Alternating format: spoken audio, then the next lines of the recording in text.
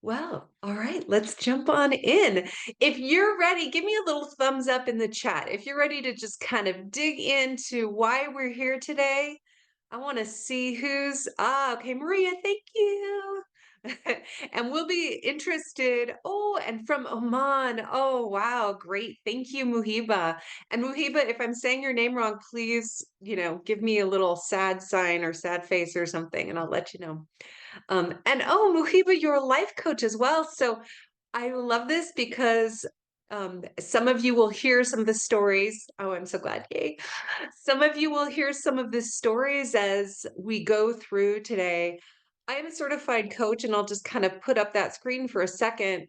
I'm a certified coach and a mediator and a master NLP practitioner. So I've been trained in all of the communication skills too. And I really built Evolve the Calm because what I found was when I went in to train or coach or work with an organization, people need communication skills. How do we deal with conflict? How do we talk? How do we get around all these things? And so when some of the people on this call, Hallie and Ben specifically, and Anita as well, we've met before and we work together, and we kind of understand that it can be tricky, even when you're a coach, even when you're trained in how to communicate.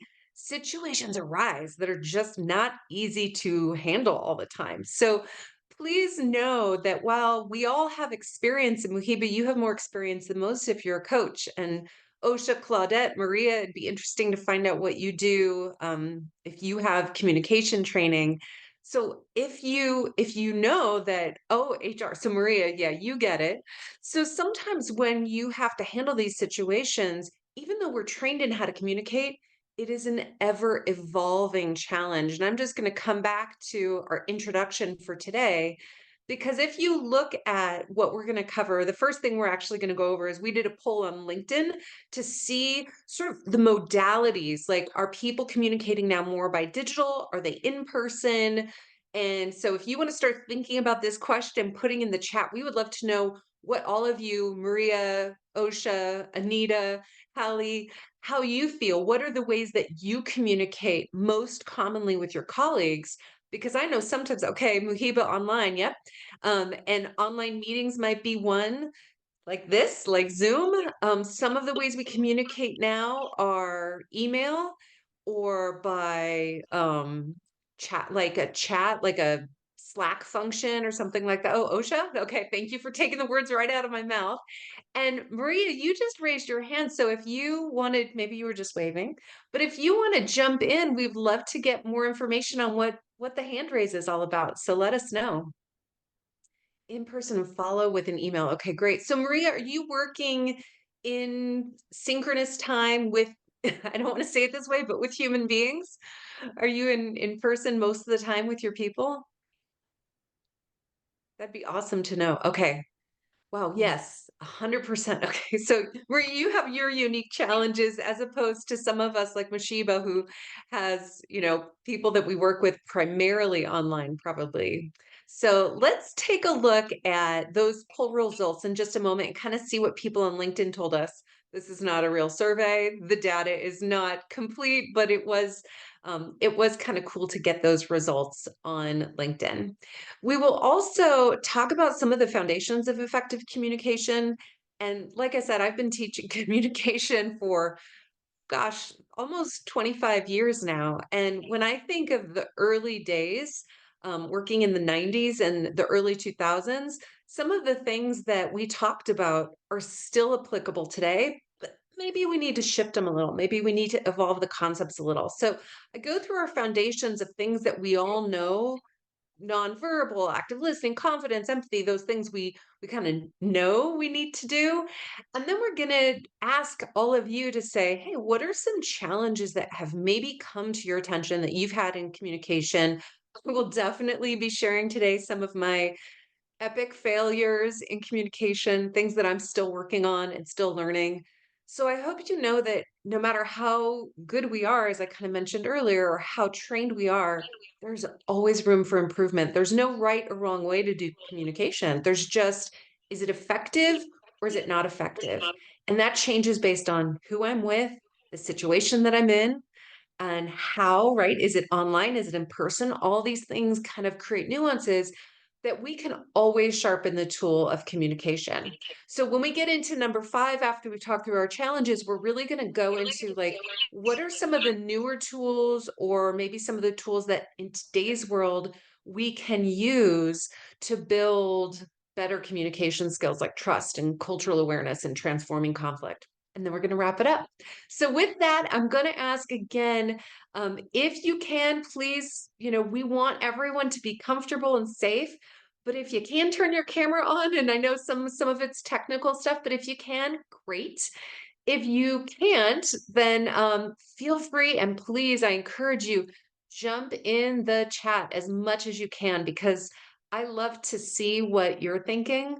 And without being able to see your faces, then all I get is that information through the chat. And it helps us to make sure that this is as customized as possible, because we want to make these as applicable. These are tangible, actionable working sessions, and that only works if we're all involved. So start thinking now about how you can make work better for people and people better for work through communication. I say this is our mission. And when we say work better for people, like, no one wants to show up for work and dread it. And communication is a big piece of that. And how do we make it so that when I show up for work and work is better for me, I'm going to be more engaged? And Maria, knowing that you're in HR, you understand this probably better than most. But we really want to make sure that we can provide great services for you. So let's get into effective communication. And thank you, Hallie. You just chatted in that you are here, even though we can't see you. Thank you. I appreciate that. Let's take a look at why this matters before we kind of dig into the topic. And there are a few points I want to make here. The first is that we love team cohesion. And it's a kind of dreamy world where, like, okay, we can all talk and work together well, but it's really important to an organization because people need to, and take a look at the second one, collaborate. And sometimes the best collaboration involves disagreement. It involves challenging each other. And if we can do that in a productive way, then we can really be productive. And so organizations need this, but also as individuals, if we go back to that mission of making work a better place for people, I want to show up at a workplace where I can know what the rules of engagement are, and where I can always feel free to kind of explore different communication techniques and different strategies for communication, so that we can actually work better together. So we've got some information from, let's see, Muhiba, Maria, Osha, Anita, some of you really telling us, how do you communicate? Let's take a look at what we asked on LinkedIn. We said, what's the primary way that you communicate with your coworkers? And you can kind of probably see in person or virtual, kind of like we're doing now. Email or IMs were the 4 choices. You can only do 4 choices. We know that's not the only 4 choices of how to communicate. And it looks like we're pretty evenly divided in our group here. But when we asked our LinkedIn community, this is actually what came up. Mainly virtual, Zoom, Teams, other. And that means, I mean, it could be that that person was like, oh, 70% is on Zoom, 30%'s on, phone. So it could be something that we're not seeing here. But I thought this was a really interesting statistic because, and Ben, I asked if I could use you as an example. Ben and I actually met online in a Zoom room in our coaching school. This is years ago already. And we've never been on the same continent at the same time, I don't think.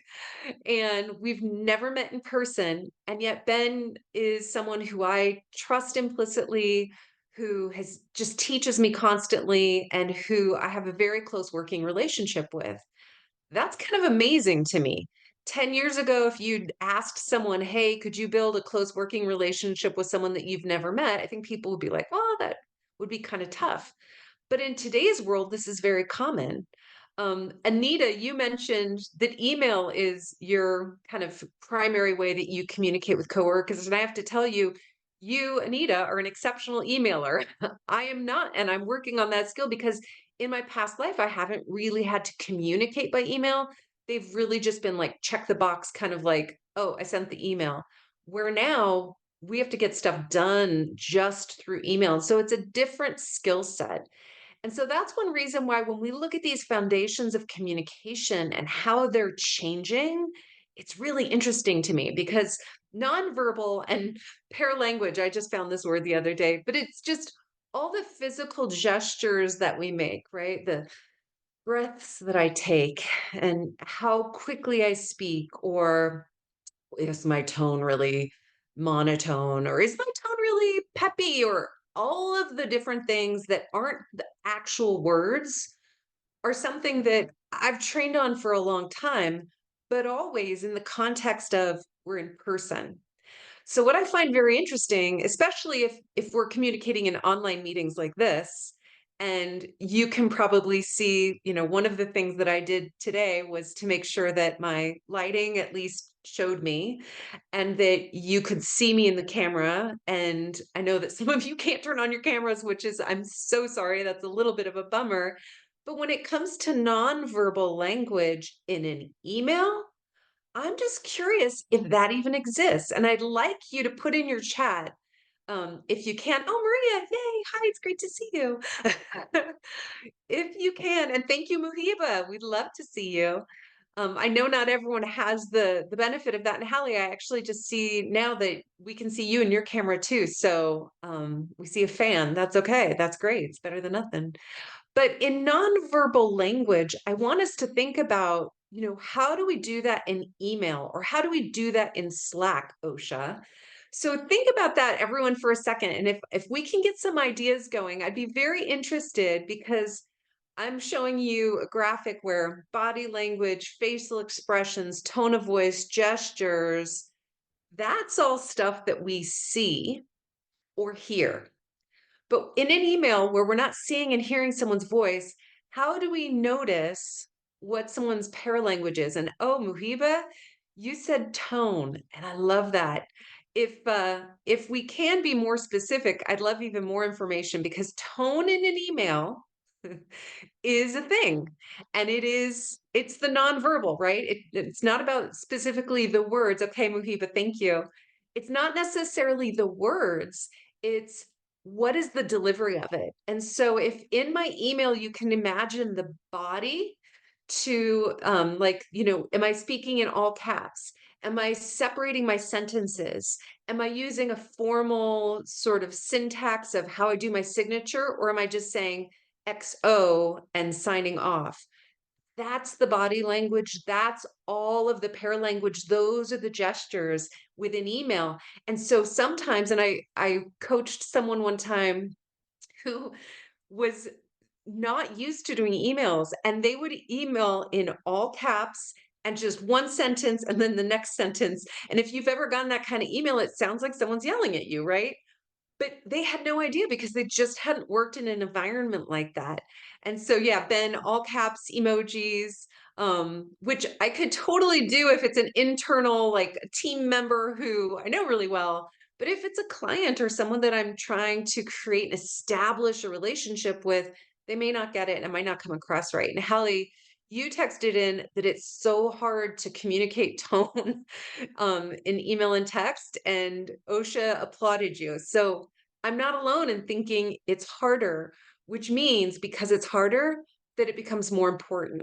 So if you want, we actually did a webinar on email communications a couple months ago. You can go back and look at it. But there are some very specific things that you need to think about if the only way you can communicate with someone is on a page, on an email or a text. It's more important to really make sure that it's right. And oh, Muhiba, yes, thank you. Even length is significant, 100%. Ben's nodding because he knows I write way too long emails. And again, email is something that I really work on because I'm not used to it. Claudette, use of exclamation points. Yes, exclamation point. And for some people, that's going to come across as friendly, and for some people, that's going to come across as rude. So much like when we're in different parts of the country or different parts of the world, we have different cues. We have those different cues and how we communicate on an email too. So, yep, great points. I love it. Maria, where can we find the webinar email and communication? That's something we need our personnel to train on. And Maria, thank you. I will actually be giving you in a couple of slides the URL to loop back to a YouTube video that Hallie and I just finished and just posted this morning. And that YouTube channel does have our webinars on it too. So that's pretty much where you'd find it. It's youtube.com/at evolvingthecom.com. So yeah. And Ben, you just wrote in some people highlight text in their emails, and I read that as frustration. Oh my goodness, poor Ben. I could even see his stress coming through his hands. So yeah, I like highlighted text because it helps me to see what I need to get to. So to me, it's a shortcut. But again, these are the sort of differences in how we all see things. So just some stuff to keep in mind. Now let's get into active listening. Okay, Muhiba, you're going to be the expert. Ben's going to be the expert. Anyone who's been trained in coaching, and Maria, you're smiling. So, oh, and Osha pronounced like Oshkosh. Thank you. My name pronunciation is a little hard. Oh, thank you. Oshkosh. Okay, so so I like that that you throw in an exclamation point usually because that probably and an explanation. So thank you. And people call me Celeste all the time and I'm like, doesn't bother me, not my name, but doesn't bother me because I understand that my name is not what everyone's expecting. So yes, thanks Oshkosh. So as we get into active listening, one of the things that's tricky is that in work situations, and I hope kind of hope I am alone on this, but I hope I'm not alone on this. Active listening is hard when we're in the middle of something that takes a lot of attention because we have to literally not be thinking about what we're trying to say next. We have to be just paying attention to the person in front of us. And that's, I think of anyone, who, Maria, you probably need responses. You probably need to bring data into the conversation. You probably need to be doing some of that. It's a little hard to sometimes just be all about the other person. But again, if communication isn't about a win lose, if it's about just, am I getting through? Is this happening? Then I need to be the receiver for the person on the other side of the conversation. And this is an infographic that I pulled from online. You're welcome to take a screenshot or a picture. I just want to say it's not mine, so I don't have the copyright on it. Please don't post it anywhere. But I thought this was really, really helpful. And we're not going to have time to get into all of these different tips for active listening. But the first two on the left, so paraphrasing and asking questions, those are two that if all you did was those two, your active listening skills would improve a million times. And that helps people to feel heard. It helps people to want to share things with you that you need to know. So, for example, if Claudette, if you told me, I'm just feeling so tired, I can't get all my work done, I'm really stressed out. And I said, too bad, that's probably not making you feel as heard as if I said, wow, Claudette, being stressed out, that must be really hard on you. I'm so sorry. Now you're like, she heard me because I paraphrased what she said, that it's hard for her, that she's stressed out, that she's feeling a little burnout. Then I can follow up with asking a question like, is there anything I can do for you? Or, have you tried anything to help that? What's going on? Or then Claudette's like, wow, I am now the center of the conversation, not me, Celesta, but her Claudette. And when I'm communicating effectively, the person that I'm communicating with should feel like the center of attention. And again, in the workplace, I was going to say with my mom, I can do this because she's my mom and I can really focus on her.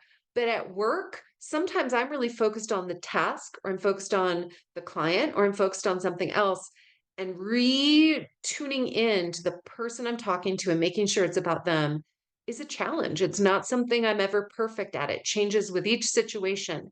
And so think about how we can really build active listening into some of those challenges that I'm about to ask you. So I'll get you ready. Some of those challenges that you might be coming across when you're communicating with your colleagues, how can you really build active listening into that and how would that help you? All right, let's talk a little bit about confidence. And Maria, we're about to get to that spot where I'm going to show you the link or the YouTube QRs. But one of the things that happens, and it's interesting to note that right now, I think many of us, and Muhiba, it's so delightful to see you. Thanks for turning on your camera. But many of us in here are, it looks like, probably females. And um, when we talk about confidence, and I don't know if it's more of a US thing, but there are a lot of articles and there's a lot of evidence that as women speaking up in the workplace, we tend to be perceived as aggressive, where men speaking up in the workplace tend to be perceived as just direct and assertive, and that it can be perceived differently. And so I thought this was interesting because Hallie and I were trying to talk about it, and we were jumping on camera to kind of go through this because the difference between assertive and aggressive is a very subtle line if you think about it. And one of the things we said is, I can say something really aggressive, but if I say it with a really soft tone of voice, then, I can say, wow, I really hate what you're doing here. It's too bad that you can't get it done right. And people may not think that's aggressive, where the language actually is. Where if I said, and Claudette, great to see you. Thanks for turning on your camera. Where if I say something actually pretty nice, but I say it very aggressively, like, wow, this was a great job, but right? It's a lot about the tone. And so if I want my message to get across in a meeting, and I've worked in a lot of fields where I've had to be very direct, but I've worked with people who maybe don't need that aggressive tone.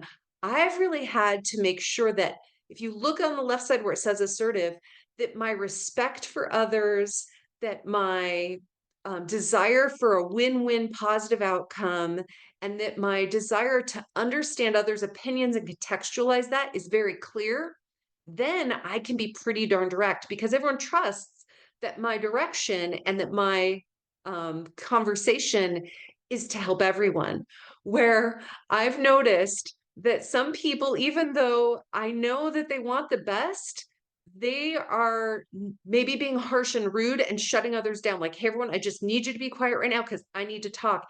And that is perceived as aggression, even when it's not meant as it. So this is a bigger conversation, but I do think if we think about, hey, has anyone ever said you're too aggressive or you're too harsh? That maybe that's something we can adjust simply through using, cues. And again, it could be an email, it could be in an online meeting where I say, I really do appreciate what you're saying. And I want to understand. Can you help me understand? Getting that feedback and then saying, can I contextualize how that works with what I'm imagining? And let's see where we meet inside. Suddenly, something that otherwise was a very combative situation just becomes two people having a dialogue, and it can be very constructive. All right, our last foundation, empathy, showing that you understand. In many ways, this ties into the first three, but there are always LinkedIn posts on empathy versus sympathy. And I think this is a really important thing to be clear about because it's not easy to always tell the difference between empathy and sympathy. Empathy means I can actually tell what that person is feeling and that I can relate to it in such a way that I can see things as if I were them. Where sympathy is, wow, I'm over here, you're over there, and I'm sorry that you're having to go through that. Now, the tricky part is I really can't empathize with everyone about everything. I maybe don't have that experience. I think of, our people right now, our friends and family who are over in war-torn situations. If someone said to me right now, I've got bombs dropping and I don't know where my next loaf of bread is coming from, I can't say, "Oh, I understand," because I've never been in that situation. But what I may be able to say is, in my head, I could go through the process of, wow, I have lived in neighborhoods where there are gunshots. I have lived in places where things are pretty scary. And if I times that times 100, how would I feel? And I think, gosh, so I can say, I may not understand exactly, but I really appreciate you sharing because if I imagine what I would feel like in that situation, I would be really scared. And then they can either say, you know what, I'm not as scared as I'm worried, or I'm not right now. I've opened up a conversation where they feel like they are being seen as human beings. Now, in the workplace, this may not be quite as dramatic or clear, but I may have someone that goes, you know what? I just and I'm actually thinking of an opportunity I had to improve my conversations and my dialogue and my communication because I had someone I was training who I thought that I had teed them up perfectly with tons of information. And they kept coming back and saying, I just don't understand. I just can't do this way. And I kept thinking, understand why they can't understand, right? It became tough for me. And so it took me a lot of asking of questions before I realized that the way they saw the situation was so different than mine. And I hadn't gotten into their shoes enough to really train them for them and the way they needed it. And once we cracked that code, it was like our relationship just blossomed. And I was suddenly able to really help this person in ways I never had before. So how can we better understand and actually put ourselves in the shoes of our colleagues is very important. And if we think about these four foundations and how we do these within the context again of maybe, for Maria, she's in person, maybe Oshkosh, not in person. And so we want to imagine how can we really apply this in emails? How can I apply empathy in emails? How can I apply assertive versus aggressive? Some of it's question asking, some of it's not making assumptions, and a lot of it is just good listening. So if that means that I need to communicate in any email and then really read through someone else's and reframe and restate and practice some active listening, that's going to be important where maybe we don't always think of that. We just think, oh, it's an email. I'll just send the email and that's enough. All right. So I've been talking for a minute and I've gone through a few different things. I would love to get, and I know this might take a little bit of typing for some of you who can't open your microphones. So if you can open your microphones, I really invite you to do that because I would love to just explore what are the greatest challenges or success stories if you're just awesome and want to share and inspire us, but I would imagine that if any of us are having challenges with communication, someone else in the Zoom room probably is too. And it can be really helpful to hear what other people struggle with. And especially if there's something that you're like, I'm in a situation I just can't quite figure out. So if anyone can go ahead and type in or feel free to open your microphone and share if there are any communication situations you've been in that have just stumped you, or maybe something that stumped you and then you were able to overcome. That would also be a really exciting story. So think about that. And as you kind of think about that situation, I want you to start thinking about out of the four tools that we've covered already, what maybe would you do differently? So go ahead and think about that. What's a situation that's kinda tough? May I say something? Hello, everyone. Yes, thank you, Muhiba. Yeah, yeah. I find the cultural is so important, particularly when you speak the same language. So you speak English, you go to other parts of the world where English is spoken, and you assume that something, the word means the same. So I've had this because I am Tunisian and I have come to live in the Gulf, and I've heard people use sentences, expressions, idiomatic expressions, which mean one thing, whereas I understood it in another. So my challenge is don't assume, ask. And I think your question mark here is wonderful. The more question marks we have, the greater the communication. You don't understand something because it's cultural. For example, we Tunisians are very passionate. We speak with a lot of enthusiasm and gestures and everything. Other parts of the world think you are angry or really starting an argument. That's not the case. It's our passion, enthusiasm. So we try to go slow, go slow when you are at a meeting with non-Tunisians, because they are not going to understand why you are so shouting. They would say shouting. And when they speak, I would say, why are they whispering? Because this is cultural. So my tip is no assumptions. Ask and you'll get your answers. That's That's one tip. Muhiba, that is the best tip. If that's all that any of us took away from today, it would be worth our time. And thank you for sharing that. I haven't been to beautiful Tunis, and I don't want to assume, but je présume qu'on parle français. Bienvenue. Um, yes. Oh, Sorry. It's, yeah, yes, go I'm ahead. bilingual. Yeah, I started French at the age of 6. We were taught Oh, Arabic in the morning, French in the afternoon. So we are bilingual. French, English. French, Sorry, English. I'm French, sorry. Arabic. French, Oh, Arabic. Yeah, it's bilingual. it's it's amazing. And as you talked, and I thought of a Tunisian friend that I had many years ago. I actually met him while I was traveling in Japan. And I felt very, to your point, I felt very out of place in Japan because people do not use as many hand gestures, and there's not a lot of smiling or eye contact. And so all the communication cues that I was used to were just gone. I had none of them. And I sat down at a restaurant by myself and I was eating, and this person saw me and we started kind of making eye contact. And I thought, he's got to be not, I mean, he wasn't Japanese for sure, right? So we started talking. It turned out he was Tunisian, and we were both excited because I spoke French. So it was a common bond, and we spent 3 days just hanging out, having so much fun in Japan because I think we both felt so comfortable.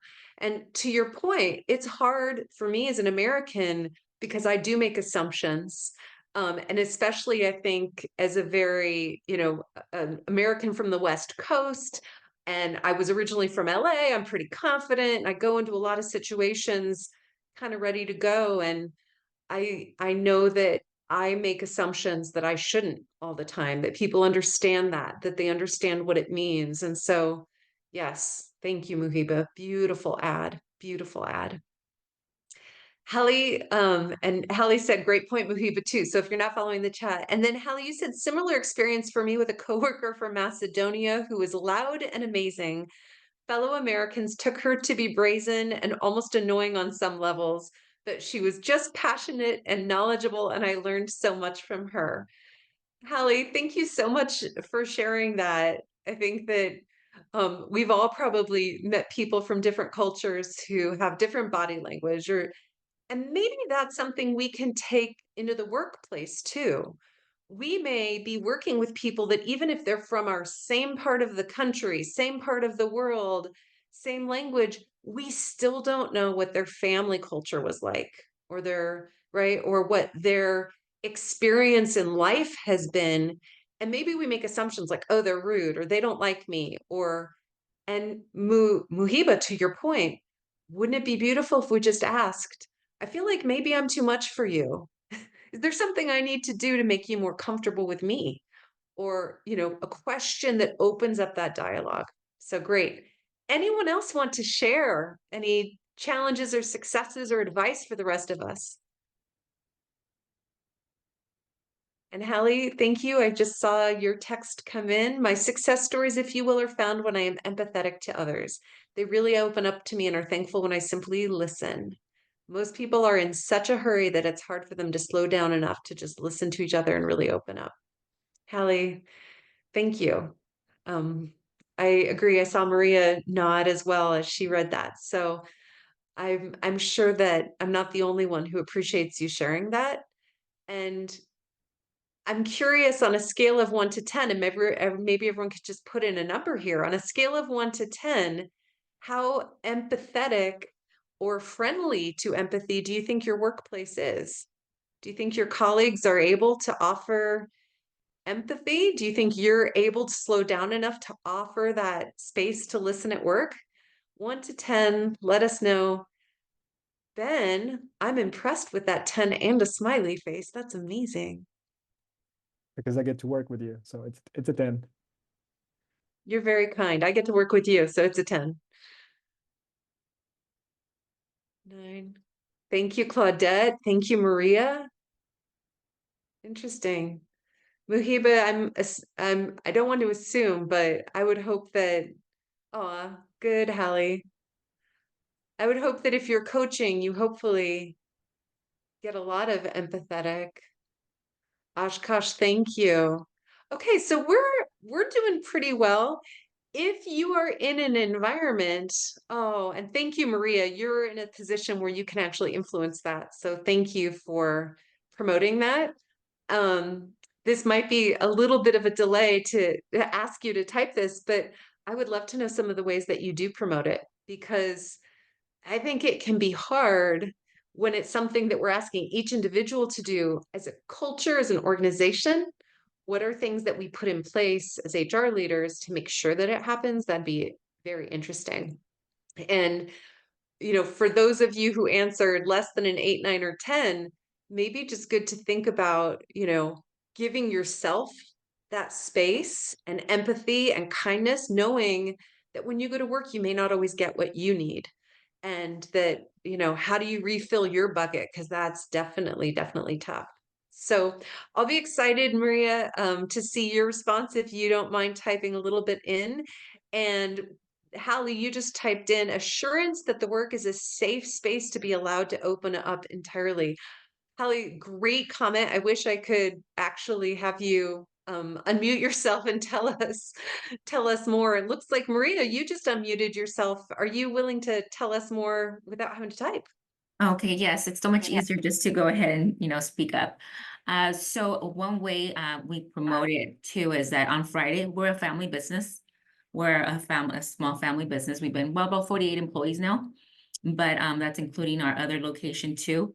I'm at the headquarters, and on top of the HR, I do some of the safety and the recruiting as well. So what we do on Fridays is that we meet up about 10 a.m. and we have these stretch bands and we do stretches. And we get a safety topic and somebody is chosen to go ahead and discuss a safety topic. We go around and basically say, what do you think? How do you display that? And then we also, if we have new hires coming on board or if somebody's new, we welcome them on board.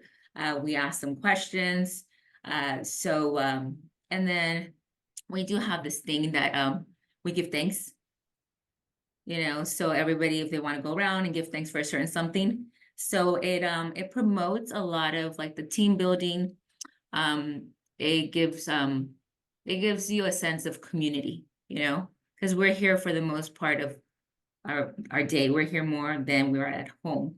So I feel as my role here as a recruiter, I also need to retain and I need to bring in the right culture fit, what people are going to fit. So this is the time where we huddle, we share what we're doing for the weekend. People get excited. Sometimes we go over our time and I'm like, okay, let's wrap it up, but Fridays are always fun. So it's always good to kind of communicate and we go from there. Wow, Maria, thank you. Thank you for that. And as you say that, by the way, Anita was applauding you. So what great practices. And I'm thinking of some of the things that we, coach clients to do, which would be things like, do you have a how to work with me manuals? And could you do that on Friday, right? Or all the different things we do, disc communication classes where everyone can kind of find out how do other people communicate. And we've done some of those things internally.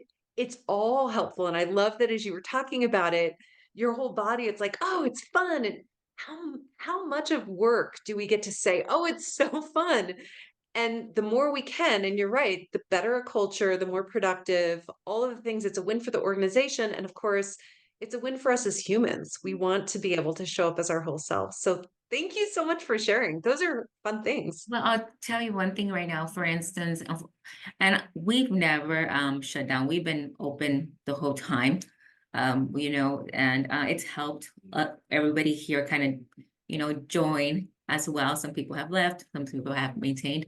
But even when we do our stretches, after that, people come up to me and they'll be like, hey, my chair's doing this and blah, blah, blah, or things like that. Cause I'm like, okay, well, this stretch is for this.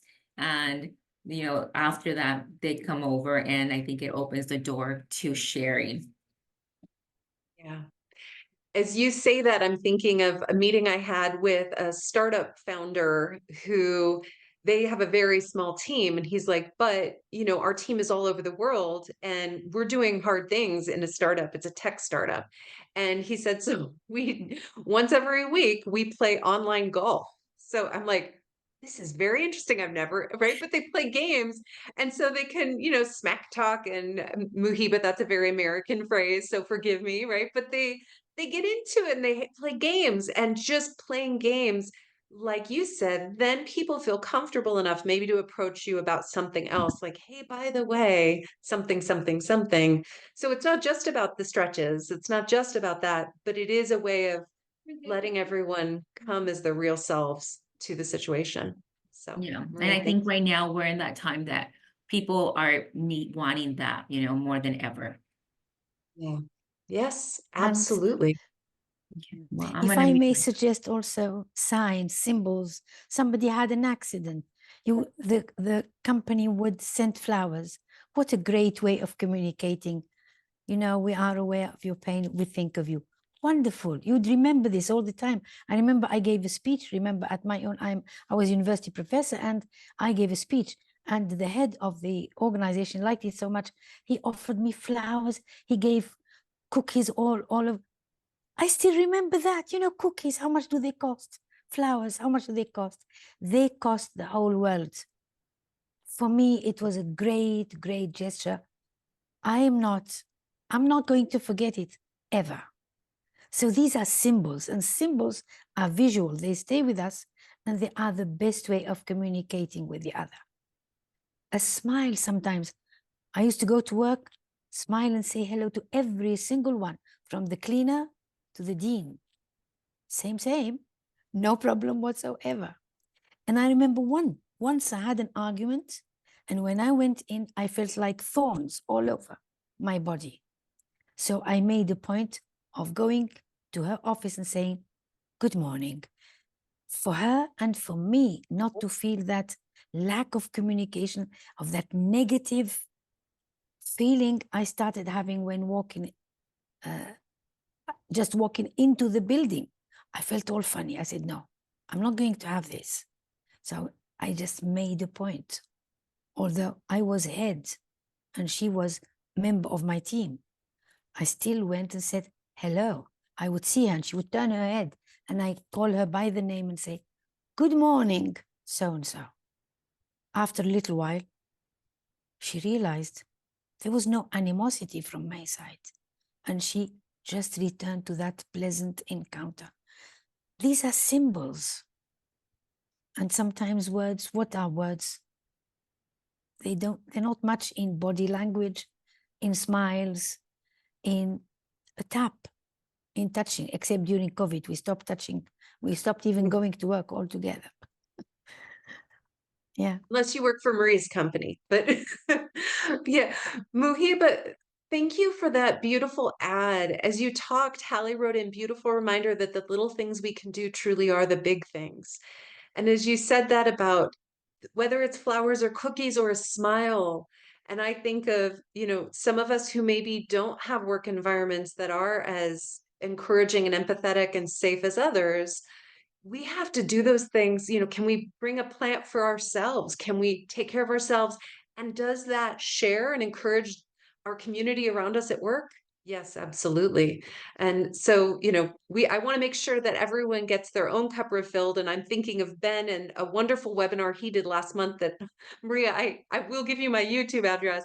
But he did a webinar last month on resilience that was phenomenal. And it's a lot of how do we stay resilient in the workplace? And Muhiba, you're helping other people to stay resilient in the workplace, which is such a gift. And thank you for that. Thank you. Well, I don't want, yes, I know. Thank you. I don't want to cut our time short, but I want to just kind of wrap up with a few tools that are just adds to those foundations. Nothing dramatically different, but I will say, as someone who started working again a long time ago, if you had asked most of the people that I coached and trained 25 years ago, how's your trust and rapport with your team? I think I would have heard from the people I was working with, I don't care as long as they do what I say. Trust and rapport didn't used to be something we talked about in the workplace as much. It was kind of like, oh, I just want people to, do what I say. But in today's workplace, how we build trust, how we build rapport, and that we have it is incredibly important. And again, because we were doing some YouTube videos the other day about it, we have a lot of different generations on this call. We have 5 different generations in the workforce. We have a lot of diversity. And if we're going to build rapport, I think, Muhiba, you said it earlier, we have to ask questions and we have to use listening to really listen and find out so that we can build trust with people based on their preferences and what they need. I think we also, and you talked about it again, Muhiba, something amazing. And in this case, cultural awareness might be cultural in terms of our world, but Maria, you're building culture in your organization. Or, Claudette or Oshkosh or Victoria, you might be building a culture in your organization of kindness, or there might be a culture that you're coming into that is, not what you want it to be. And so, how can we continue to be aware of what past and stories and rules do other people bring into their workplace that maybe now I need to negotiate with? Maybe someone isn't as friendly and I just want to let them know, like, I just want you to know that I feel friendly toward you and I'm not sure how to connect with you better, but I'm open to that if you have any ideas for me. Again, I'm saying this is easy to say on a meeting. In real life, it is hard. And I have worked in, like I said, even being in Japan and trying to work and realizing that I didn't have all the tools I needed to work with people that didn't think like me or explain like me or communicate like me. So give yourself some grace and give other people some grace too. They might be coming to the table with more baggage than we even know about. And so if we can be generous and accept that generosity, that can go a long way for building a culture and also being culturally aware of other people. And then our last tool, one of my passion points is, how do we make conflict a great thing to have? Because conflict doesn't have to, I mean, most of us have a bad reaction to the word conflict, but we actually do want feedback. We want people to say, hey, by the way, you've got, something funny going on with your hair. That's conflict. Anything where there's disagreement is conflict. But I invite, and I am learning to invite conflict into my world because it's a way of getting to things that we wouldn't see if we weren't willing to engage. And conflict may not always feel safe, but if we can transform conflict and invite our coworkers, our bosses, our direct reports into dialogue in a safe way and make conflict something that we can do. And it's tough. In Zoom meetings, I actually feel like it's easier for me to engage in conflict than it is in person. And I'm curious if any of you agree. I like working online. I also feel like doing it by email can be very tough because if we have to deliver tough news and our only way to do it is by email, that can feel pretty uncomfortable and it can be hard to make sure that we're aggressive or assertive, not aggressive. And so just think about, how can we transform some of the situations that we're in, whether it's a conflict or just a tough conversation? How do we apply these tools to ensure that we are doing the best that we can with our communication? I, So I'm I going can to say begin. something. Please Sorry do. to have intervened because it's my You're niche. perfect. Conflict resolution in coaching is my coaching niche. Exactly this, that little space. So I've been thinking about it for months, and this is why I've come to consider it as something extremely important. I'm working on this with a co-leader, and he said conflict is necessary. And I disagreed. I said conflict is inevitable, but certainly not necessary, certainly not positive. But once it happens, it better leaves us with tips, with lessons, with something for the future. Although conflict is unbelievably unpleasant, and we better, and that's another word I used, I said, we better avoid conflict. And the co-leader said, why avoid it? let's engage with it. I said, no, I better explain what I mean by avoid conflict, in the sense that there are 3 stages. Conflict comes, you can prevent it by having healthy boundaries so that it comes less often. Second stage, the conflict itself, and you usually have escalation. That's the second stage, when you can avoid escalation. And third, when at the end, what happens after the conflict? Has there been forgiveness? Has there been an apology? That changes things completely. So I see it as quite harmful, except when we get something out of it, when we get closer because we realize, oh, I didn't get the point. Oh my God, sorry, I didn't hear you properly. That will bring people even closer after conflict.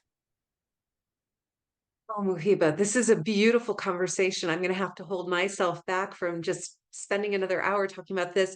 One of our board members and consultants that we work with is a dear friend of mine and also a PhD in conflict and peace studies. And so she and I have these conversations almost once a week.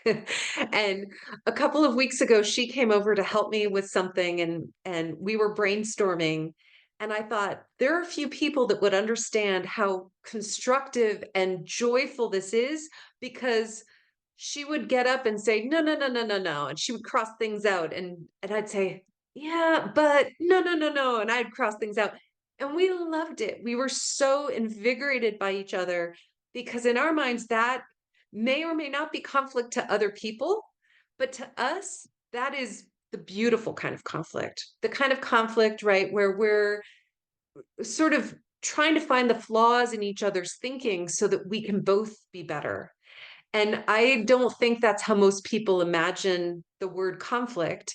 And so I hear what you're saying, because I would love to not have conflict, violent conflict. I don't want violent conflict, but I do think that there is so much value in the workplace to not being afraid to disagree and to struggle through things together. So I think that, it goes back to what words mean for each of us.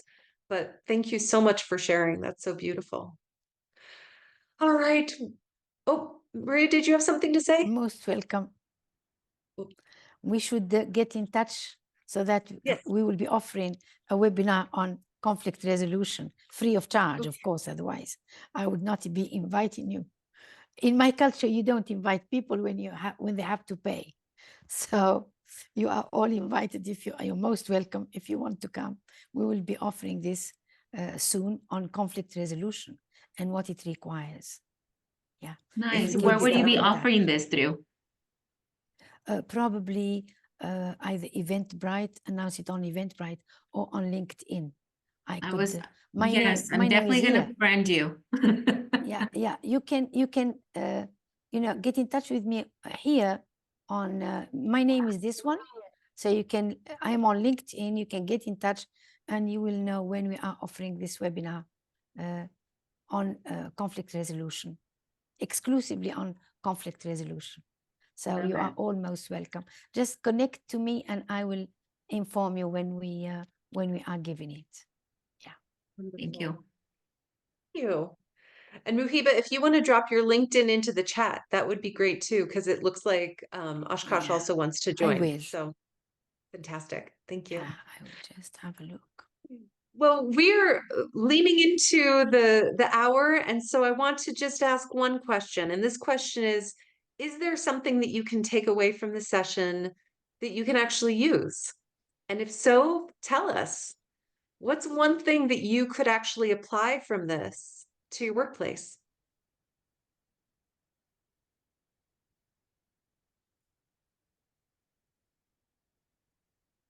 I Here mentioned is earlier that there. we do all communication, we're here in person, but we do communicate. And since we're a family business, we want our customers and our vendors to feel that personal relationship. And you don't get that so much through email. You get a lot of copy and paste, and we are not about copy and pasting. And we have actually brought it up to people's attentions about, and that's why I had asked you about the email part of it, because we've been trying to train individuals on how to personalize an email, understand that other person on the other side. Hey, this is this is not a copy and paste. I understand you. As for my part, I always, I think I make my things personal because I'm very, in my position where I'm at, I like to know the individual and I'm interested. But then we have individuals in different departments that are not in the same position. And you want to make sure that the other side understands that. So communication right now, for instance, the part of the email, making it personal, when you said exclamation points and things like that, just it's very much worked, and I like it. I do like it, and I am looking forward to this conflict thing that Mohiba's gonna have coming up. Yes. Thank you, Yes. Maria. You've got my LinkedIn. He is my LinkedIn. And if I may also say something about my takeaway is I've always thought the most beautiful part of my life is communication. I love communicating with others. I call myself transformational relationship coach, and my niche is conflict resolution because I believe 9 times out of 10, there shouldn't have been conflict. There should have been exchange of perspectives. Wonderful. I love perspectives. It's not conflict. I love to disagree. I'm a rebel. It's not conflict. I'm a true rebel, but it's not. I never enter into conflict. I enter through admiration for my ideas and welcome for anyone's ideas. That's the beauty of communication. And it should never, ever get all the way to conflict. And if it ever does, let's make it conflict resolution, not conflict. That's my view of. And so everything we said today, and thank you so much, the organizer and everyone around. Thank you, because it has been such a pleasant encounter about something I love. Thank you, Muhiba. Thank you, everyone. Claudette, you had one last thing, and I don't want to hold you back, Yes. and then we'll wrap up. Well, I must say I have garnered very much from this webinar, and I do like the area that we've just spoken on, conflict resolution.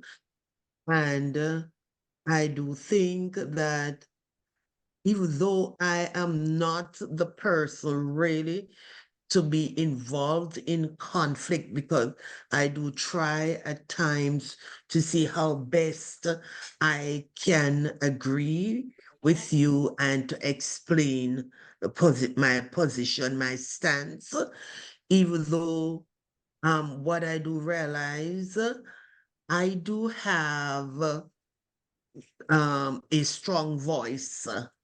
And sometimes when I do talk, others might take it in a different way. They figure that, oh, I'm aggressive.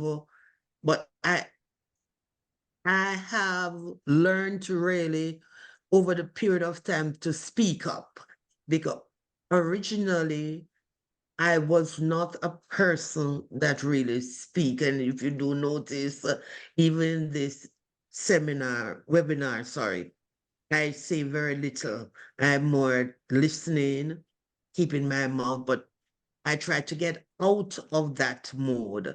So I do talk a bit more, but my voice is stronger.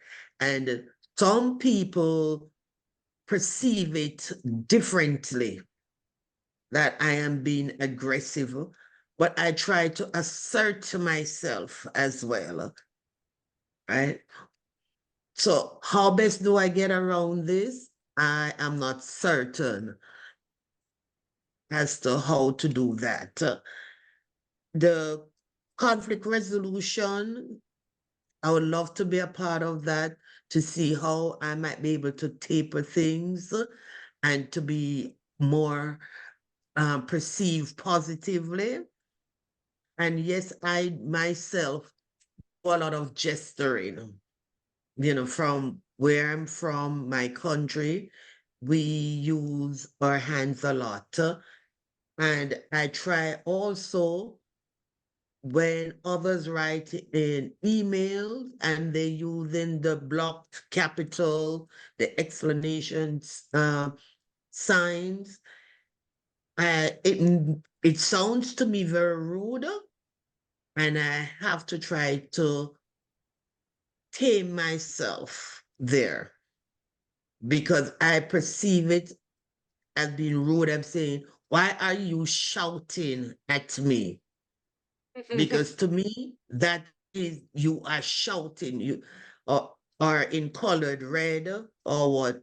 It for me is being rude. So I have to tread lightly where that is concerned. So as maybe that person, that's their culture, but for me it's different. So I have to sort of try to meet midway in order to overcome that.